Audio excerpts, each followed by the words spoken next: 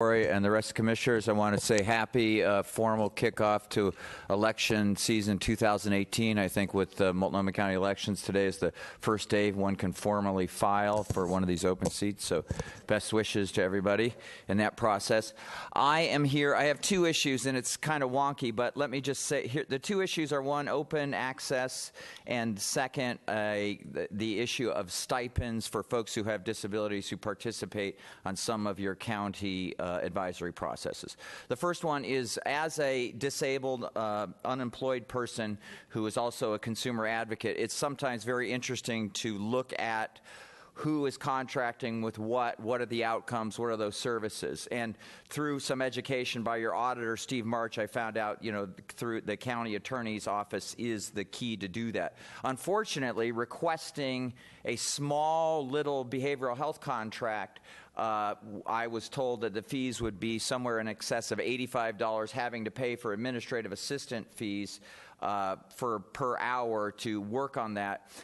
If I paid $85, I would not be able to pay my electricity bill. I live on $11,000 a year. There are other places, other cities, Austin, San Diego, Philadelphia, that for people who are low income or disabled, there are waivers, there are opportunities to appeal such. I would like the idea of transparency and open government to think about how do disabled and low income people have access to such things without having to pay such fees. And so the other issue relates to that. I hope that's clear. The second issue is, on some of your mandated advisory boards by state statute, you offer a tiny amount of stipend, $25.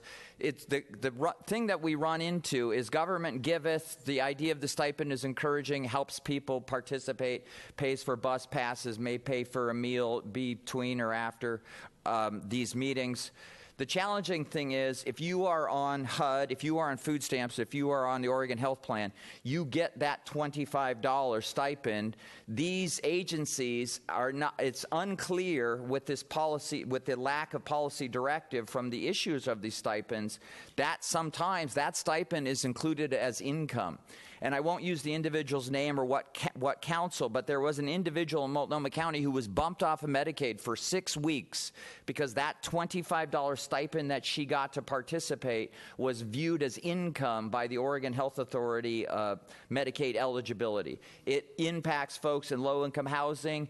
So this issue of stipend, last week we talked to Senator Wyden and Senator Merkley's office. We have talked to the city about it. We're talking to the governor's office about it next week.